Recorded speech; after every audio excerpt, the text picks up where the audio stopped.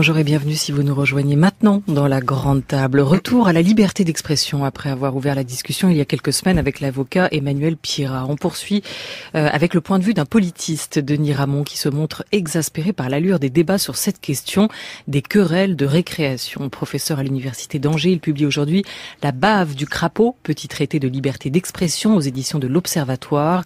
Reste à savoir si et quand elle atteint ou n'atteint pas la blanche colombe. Bonjour à vous, Denis Ramon. Bonjour. La liberté, merci à vous d'être avec nous. La liberté d'expression, la tolérance dans l'histoire des idées, c'est une réflexion de longue date pour vous. Mais qu'est-ce qui a provoqué ce livre? Quelles controverses récentes ou accumulation de petites polémiques vous ont donné le sentiment que quelque chose dysfonctionnait dans notre manière d'aborder cette question? C'est vrai qu'au début, au point de départ de ce livre, il y a une sorte de diagnostic qui m'obsède depuis un certain temps sur le statut qui est fait à la liberté d'expression dans les débats publics. Il me semble que à chaque fois qu'on entend parler de liberté d'expression ces dernières années, en France et aussi dans d'autres sociétés européennes et aux États-Unis, c'est à l'occasion de dénonciation du politiquement correct. On va parler de la liberté d'expression en tant que menacée par quoi? Par des mouvements minoritaires, par le politiquement correct, par le féminisme, par divers mouvements. Et en fait s'impose l'idée selon laquelle la liberté d'expression serait une sorte de forteresse assiégée, une sorte de symbole de l'Occident aussi, forteresse assiégée par toutes sortes de mouvements, et ces mouvements sont en général qualifiés effectivement de politiquement corrects. Et plus généralement, je pense que cette situation et ces querelles sur le politiquement correct révèlent un glissement qui est à l'œuvre depuis plus de temps, depuis plusieurs décennies, sur la signification politique de la liberté d'expression. Et ce que j'essaie d'expliquer, c'est que jusqu'aux années 60-70, la liberté d'expression a été majoritairement, disons, associée à des causes qui étaient des causes, on pourrait dire, progressiste, avec tous les problèmes que pose ce mot, antimilitariste, parti politique minoritaire, et donc la liberté d'expression était vue comme un outil critique contre la majorité, contre l'État, contre les pouvoirs et contre, de manière générale, l'oppression religieuse.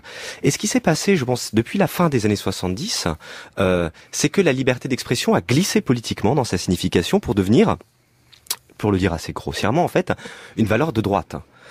Et même aussi d'extrême droite, puisque je ne sais pas si vous avez suivi un petit peu l'affaire de la fermeture d'un site, là, démocratieparticipative.biz, là, on en a parlé ces derniers temps dans les médias, un site d'extrême droite, et ce site prétendait être le site le plus en faveur de la liberté d'expression. C'était sur sa page d'accueil, je suis allé voir, et donc ça c'est symptomatique du fait que la liberté d'expression est devenue effectivement une valeur à laquelle se raccrochent des courants politiques conservateurs et réactionnaires pour revendiquer le droit de dire tout le mal qu'ils pensent de certains mouvements minoritaires. Donc aux États-Unis, ça va être les homosexuels ou les noirs. En France, ça va être les musulmans ou les mouvements féministes. Et tout ça, donc, en fait, s'inscrit dans une situation où il y a eu, je dirais, une captation identitaire de la liberté d'expression. En fait, comme beaucoup de concepts centraux de la vie politique, depuis quelques années, la liberté d'expression a glissé pour devenir une valeur identitaire. Ça a été le cas avec la notion de république, qui est aujourd'hui captée, c'est-à-dire la république contre les autres. La laïcité qui a aussi un usage identitaire, la laïcité contre les autres, et la liberté d'expression, d'une certaine manière, a suivi ce courant-là. Aujourd'hui, être pour la liberté d'expression, en sous-texte, c'est être contre tous ces mouvements minoritaires-là, et donc voir tous les débats qui peuvent avoir lieu actuellement sur la condition des femmes ou sur la condition des minorités comme autant de censure. Et donc voilà, c'est là-dessus que j'ai voulu réagir, c'est sur ce glissement conservateur et réactionnaire de la liberté d'expression, et ce que j'ai voulu montrer dans le livre, c'est qu'on pouvait être pour la liberté d'expression sans appartenir nécessairement à ce courant politique, ou à cette tendance politique. C'est aussi, vous dites, c'est aussi sur ce glissement sémantique que vous avez travaillé, parce que vous revenez beaucoup au pouvoir des mots dans cet essai. Arme de progrès et d'émancipation, la liberté d'expression a fait l'objet d'une appropriation réactionnaire, écrivez-vous, conçue contre les institutions, les forts, les puissants, c'est-à-dire l'Église, le roi, l'État. Elle s'exerce aujourd'hui avec, avant tout, contre les plus faibles. C'est ce renversement qui s'est opéré que vous étudiez, c'est la thèse centrale, effectivement, de votre essai, et on va tenter de comprendre comment ce basculement s'est réalisé au fil des années. Pour comprendre, vous pensez qu'aujourd'hui, on peut traiter de cette question avec modération, ou est-ce qu'on est forcément un peu excessif quand on traite ou qu'on parle de la liberté d'expression ? À partir du moment où la liberté d'expression est une question identitaire, c'est forcément excessif. Et c'en est une ou pas ? Alors, j'aimerais que ce ne le soit pas, justement. C'est-à-dire que la manière dont la liberté d'expression est posée dans les débats publics fait que, immédiatement, ça devient un enjeu qui est presque un enjeu de sensibilité et très épidermique.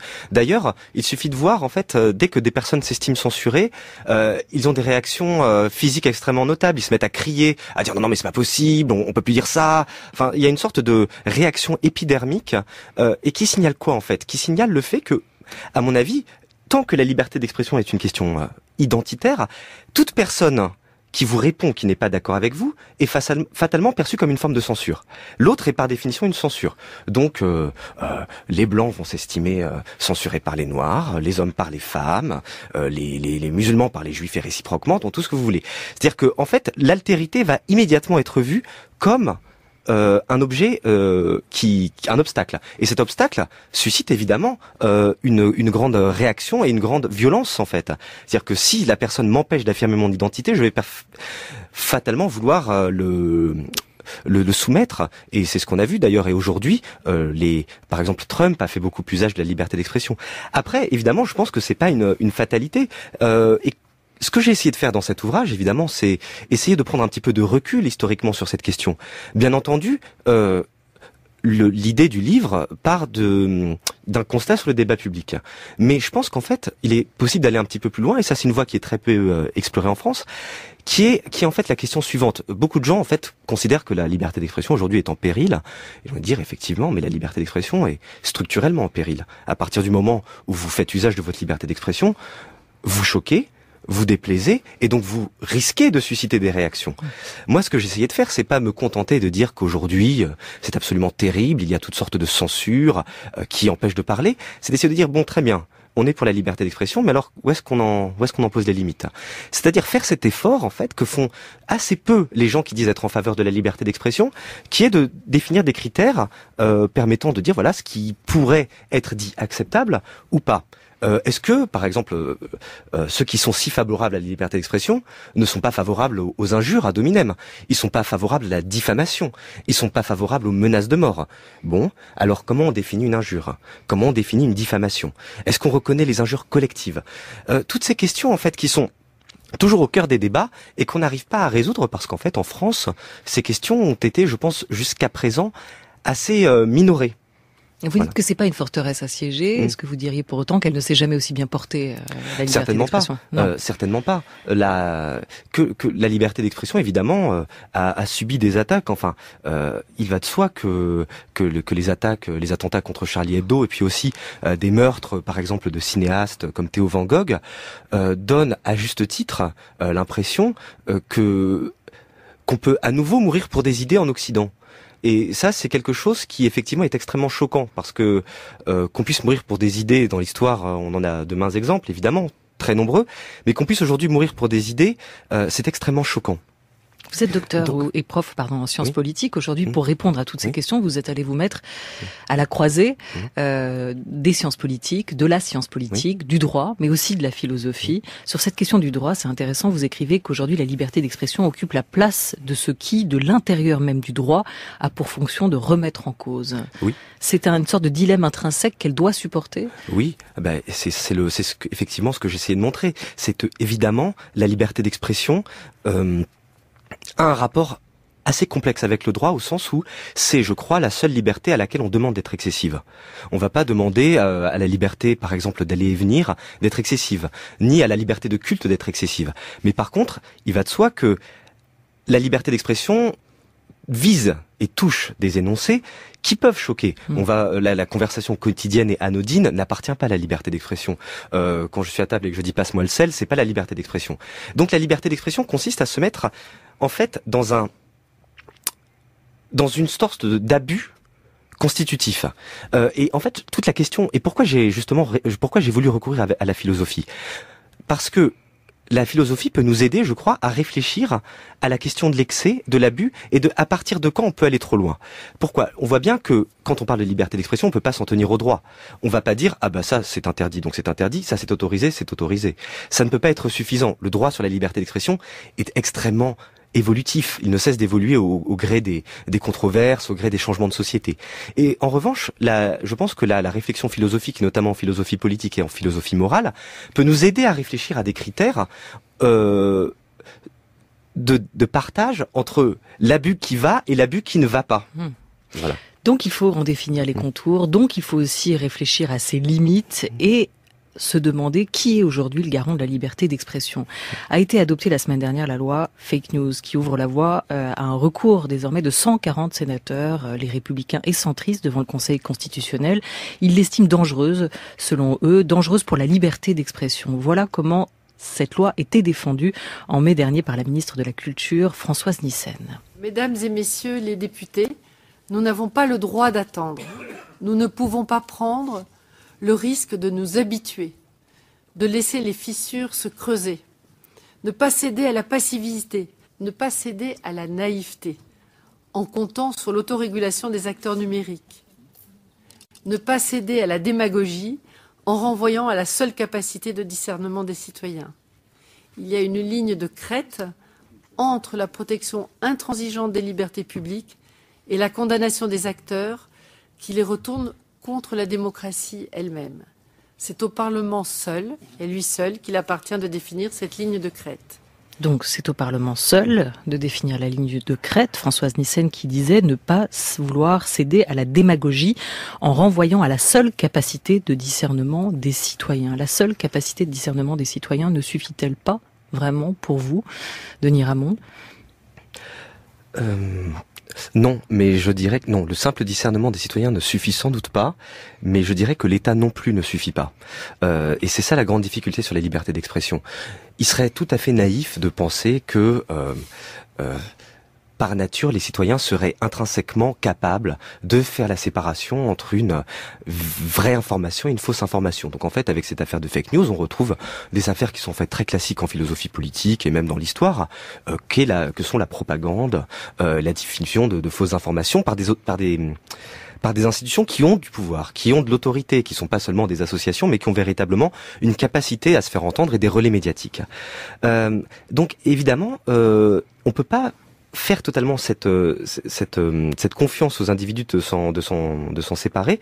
Et d'ailleurs, c'est la raison pour laquelle, et en France notamment, contrairement aux États-Unis, l'État se fait le protecteur des individus face aux excès de la liberté d'expression.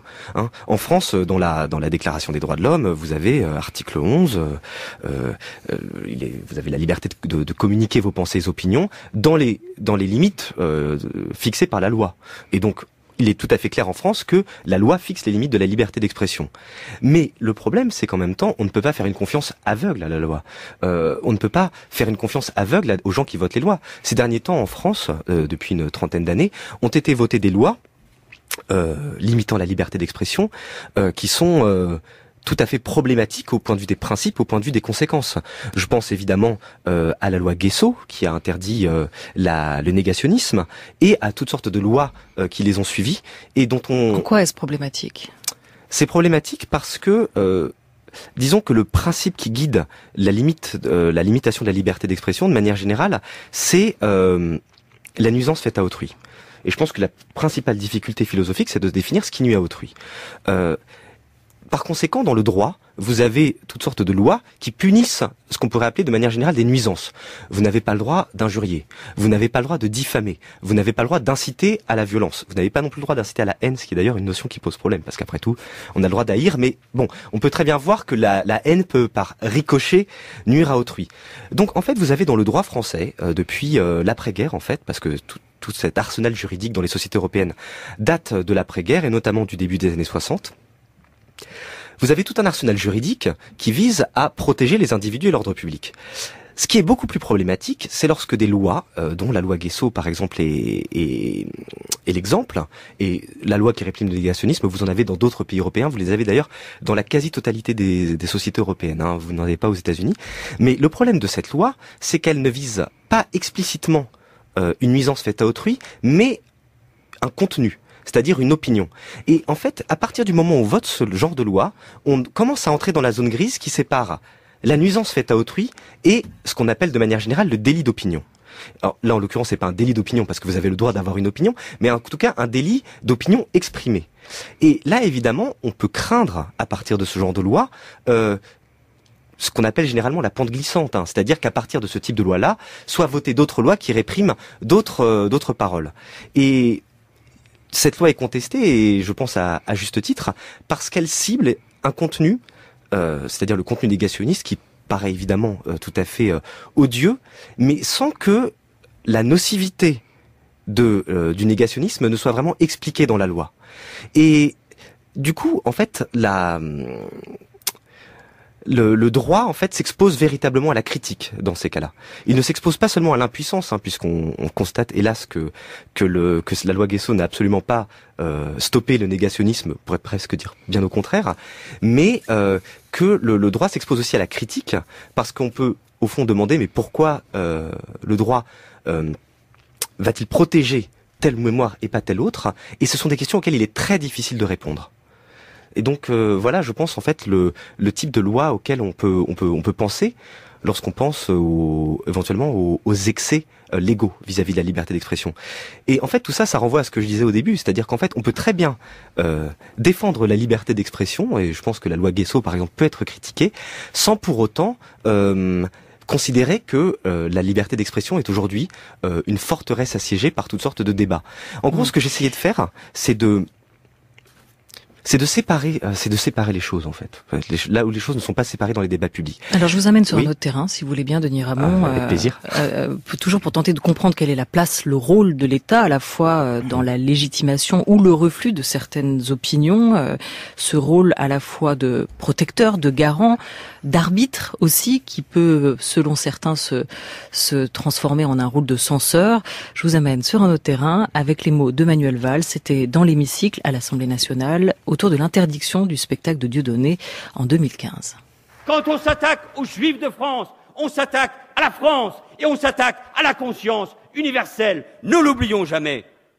Et quelle terrible coïncidence, quel affront que de voir un récidiviste de la haine tenir son spectacle dans des salles bondées au moment même où samedi soir, la nation, porte de Vincennes, se recueillait. Ne laissons jamais passer ces faits et que la justice soit implacable à l'égard de ces prédicateurs de la haine. Je le dis avec force, ici, à la tribune de l'Assemblée nationale. Il y a une différence fondamentale entre la liberté d'impertinence. Le blasphème n'est pas dans notre droit, il ne le sera jamais. Il y a une différence fondamentale entre cette liberté et l'antisémitisme, le racisme, l'apologie du terrorisme, le négationnisme, qui sont des délits, qui sont des crimes, et que la justice devra sans doute punir avec encore plus de sévérité.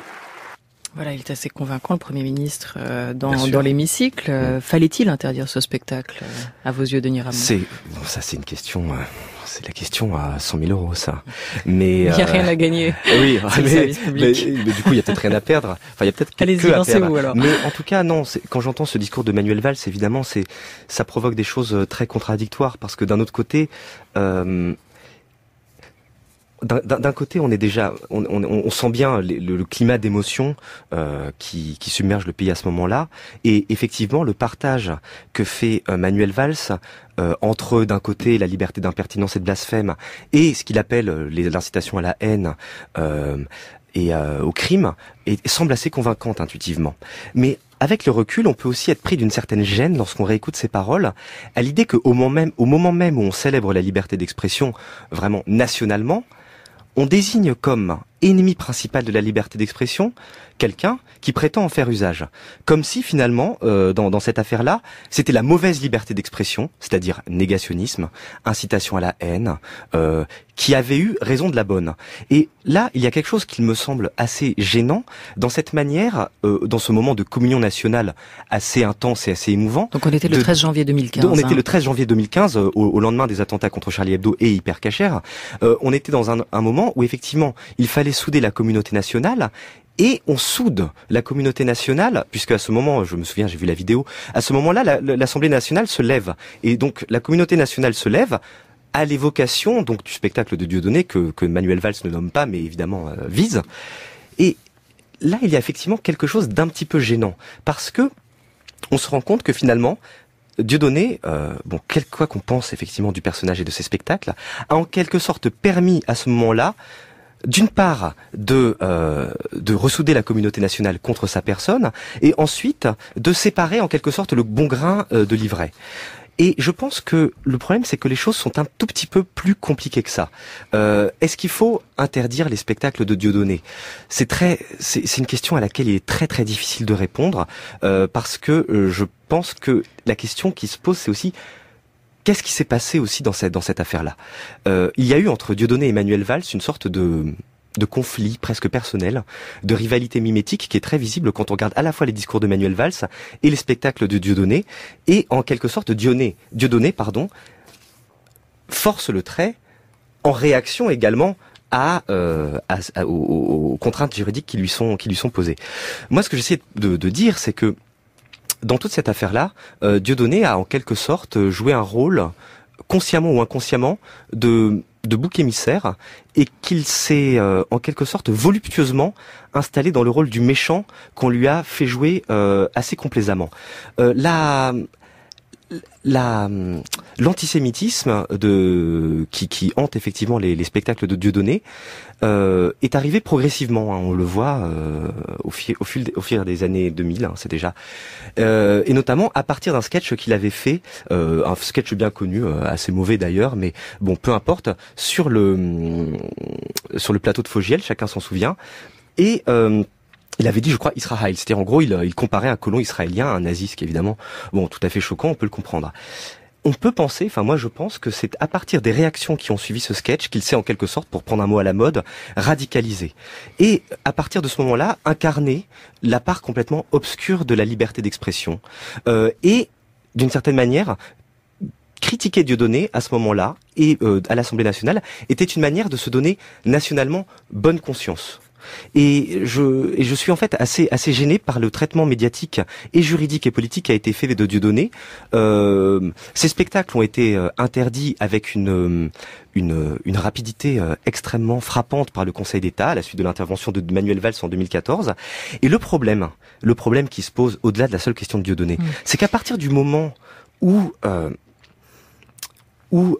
il semble qu'il y ait un déni de justice ou une justice qui s'acharne contre quelqu'un. Et on peut dire que la justice est acharnée contre Dieudonné, je veux dire, à l'occasion de ces spectacles. À partir de ce moment-là, ça devient très difficile de défendre la liberté d'expression dans sa version égalitaire et universaliste. C'est-à-dire que si on est pour la liberté d'expression, Vous dites que d'une certaine manière, la censure est toujours vaine, ou en tout cas qu'elle peut se retourner assez facilement contre ceux qui la défendent. Il n'y a pas, en fait, si vous voulez, c'est une question dans laquelle il n'y a pas de bonne solution, évidemment, puisque de toute façon, dans ces affaires-là, dans des affaires de liberté d'expression, il n'y a pas de bonne solution.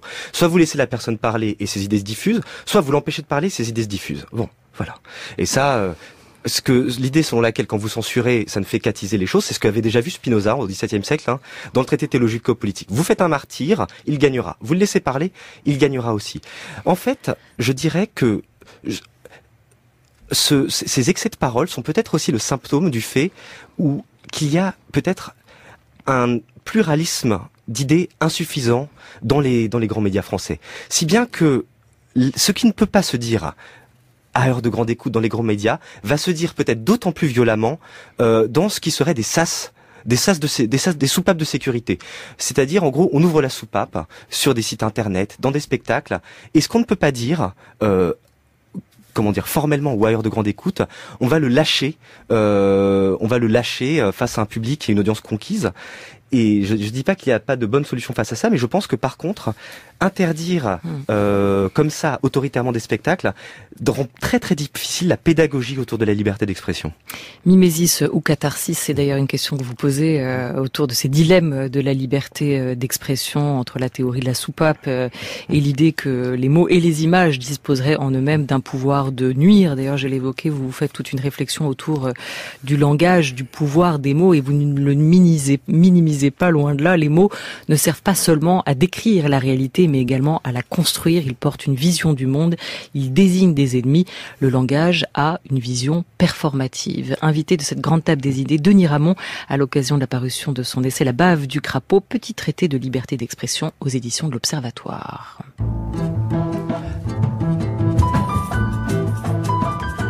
France Culture. La grande table. Olivia Gesbert. Vous ne plaidez pas pour une liberté d'expression totale, sans limite, dans cet ouvrage La bave du crapaud, Denis Ramon, mais au nom de quoi la défendre? Comment la défendre sans se faire l'avocat de tous ces discours racistes, xénophobes, négationnistes, pornographiques que vous évoquez et que vous déclinez? 2016-2017, la droite enfourche ce cheval de bataille, celui de la liberté d'expression, celui du politiquement correct. Écoutez coup sur coup les mots de Laurent Wauquiez, de Jean-François Copé, puis de Nicolas Sarkozy. Nous sommes les seuls à pouvoir porter une vraie alternance face à la domination du politiquement correct et de la bien-pensance. Et il faut que la France puisse compter sur une droite qui soit vraiment de droite.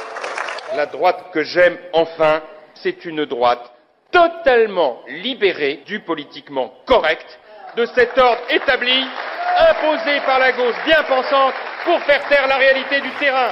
Eh bien, le politiquement correct, c'est la tyrannie des minorités. Le politiquement correct, c'est par exemple de dire il n'y a aucun problème d'immigration. Et si vous pensez qu'il y a un problème d'immigration, c'est d'ajouter vous êtes xénophobe. En s'en prenant au politiquement correct, à qui s'attaquent les défenseurs de la liberté d'expression pour vous, Denis Ramon? Oh bah la dénonciation du politiquement correct, c'est toujours un grand succès dans le stand-up politique. Oh bah on s'en prend en fait, c'est de manière sous-jacente aux bonnes âmes, je sais pas, progressistes, égalitaires. On s'en prend aux minorités de manière générale et à la chape de plomb qu'elle ferait peser sur la liberté d'expression. Donc il y a là en fait une manière de plaider pour une sorte de libération de la parole, qui serait le droit de tenir des propos lourds, tout ça, c'est-à-dire de pouvoir enfin dire ce qu'on a sur le cœur. Mais on sent que c'est encore un petit peu, timoré. On dénonce le politiquement correct, mais ça reste de l'implicite. On va pas encore véritablement dire ce qu'on a sur le cœur. Ça viendra peut-être avec le temps, mais et au nom de la transgression. Mais vous dites, c'est intéressant, Denis Ramon, que droite, gauche, conservateur, progressiste, la liberté d'expression est presque plus un curseur aujourd'hui. Non, dans cette version-là, elle est presque, hélas, devenue un repère identitaire de la droite. Dans ce sens, effectivement, transgressif. À partir du moment où on érige le politiquement correct et la bien-pensance, comme disent ces hommes politiques, en pensée dominante, on se met évidemment dans une position transgressive en défendant la liberté d'expression contre le politiquement correct. En fait, je pense que là, ces personnes, donc Wauquiez ou Sarkozy ou Copé, mime l'attitude qui a toujours été celle de la liberté d'expression. C'est le petit face au puissant. C'est Galilée face à l'Église catholique. C'est Socrate face à son procès. En gros, il faut toujours se mettre dans la position du petit pour être face au grand. Puisque la liberté d'expression, c'est une liberté de s'attaquer aux puissants, eh bien, faisons des associations antiracistes et des associations féministes les puissants. Et nous, en les dénonçant, nous avons le double bénéfice à la fois d'être en réalité des dominants et de nous mettre dans la position de victime face aux dominants. C'est-à-dire, c'est une sorte, quand des gens comme ça dénoncent le politiquement correct, c'est une sorte de double bénéfice qu'ils s'arrogent puisqu'ils s'en prennent à des plus faibles qu'eux, tout en se mettant dans la position des faibles. Donc la morale est parfaitement préservée. Bon, ce qu'on remarque, c'est que ça ne va pas tellement plus loin. C'est-à-dire que ce que je disais au début finalement s'applique. On ne sait pas véritablement quels sont leurs critères de partage entre ce qui est bon de dire et ce qui est mauvais de dire. Bon, moi, du coup, ce que j'ai essayé de faire... Vous en avez trouvé des critères? Alors oui, j'ai essayé d'en trouver, puisque effectivement, on peut pas dire qu'ils existent déjà. Et il me semble qu'en fait, il est possible de faire une distinction, en fait, entre le fait d'attaquer ce que j'appelle les préférences des gens et de ne pas attaquer leurs appartenances. Quelle est la différence? disons que, par exemple, quand on parle de préférence, ce que j'appelle préférence, ça va être les convictions politiques, les convictions religieuses, les goûts, la morale. Ce que j'appelle les appartenances, quand on attaque quelqu'un au nom de son appartenance, c'est l'attaquer au nom de son appartenance à une race, ou à une origine, ou, alors une appartenance, encore faut-il vraiment définir, à un genre ou un sexe. En fait, je pense que dans ce partage correspond à une intuition généralement partagée, selon laquelle il est tout à fait justifié de s'attaquer effectivement aux préférences des gens, mais pas de s'attaquer à leur appartenance. Et il me semble que la différence entre les deux, c'est ce que j'appelle la révisabilité. Vous pouvez parfaitement réviser des préférences, vous pouvez parfaitement changer de conviction religieuse, vous pouvez changer de conviction politique, c'est pas facile, hein. C'est souvent douloureux, mais c'est possible. En revanche, vous ne pouvez pas changer facilement d'origine, vous ne pouvez pas changer de race, vous pouvez changer de sexe, mais c'est un processus qui est long et coûteux. Et par conséquent, les préférences sont des choses dont on peut parler, dont on peut débattre. Or, je pense qu'on ne peut pas réellement débattre des appartenances. À partir du moment où vous attaquez des gens à partir de leurs appartenances, vous les réduisez en quelque sorte à une identité non modifiable, et par conséquent, ce sont des choses qui sont inattaquables ou non modifiables par le discours. D'où, critère sous-jacent, l'importance d'évaluer aussi la réception du message. Vous l'écrivez, les effets de la liberté d'expression s'évaluent toujours sur quelqu'un. Oui, tout à fait. Et quelqu'un, eh bien ce quelqu'un, effectivement, c'est ce que j'appelle le spectateur moyen ou le récepteur moyen. Il a des préférences et il a des appartenances. Et mon idée, c'est de dire la différence entre les préférences et les appartenances, c'est la condition de possibilité de la liberté d'expression. Dans une société où vous ne pouvez pas faire la différence entre les deux, vous ne pouvez pas avoir de liberté d'expression. Et l'exemple évidemment le plus frappant, c'est le cas du blasphème. Les questions religieuses sont évidemment compliquées parce qu'elles se situent justement, dans mon vocabulaire, à l'intersection de l'appartenance et des préférences. Vous appartenez à une communauté de fidèles, mais vous avez des préférences religieuses. Mais à partir du moment où vous considérez que la religion est une appartenance, et donc une appartenance qui englobe la collectivité, à laquelle vous devez vous soumettre, vous ne pouvez pas accepter le blasphème. Et je pense que c'est ce qu'on constate dans l'actualité, c'est-à-dire que quand des gens dénoncent le blasphème, ils considèrent que la religion est une appartenance, et quelque chose qui les touche profondément. Et toute la difficulté, je trouve, dans les débats sur la liberté d'expression, c'est d'essayer de faire la différence entre préférence et appartenance, notamment dans les questions religieuses, mais pas seulement, dans les questions politiques, et évidemment, et ça c'est toute une autre question, examiner les rapports entre ceux qui parlent et ceux qui écoutent.